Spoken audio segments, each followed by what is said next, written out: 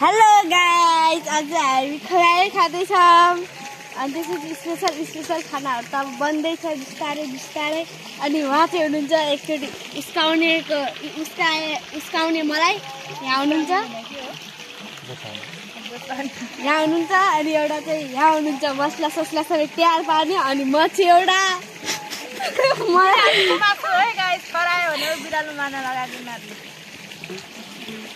नेपालमा पनि बिरालो खान लागेको छ। अरू कहिले पनि नै हाम्रो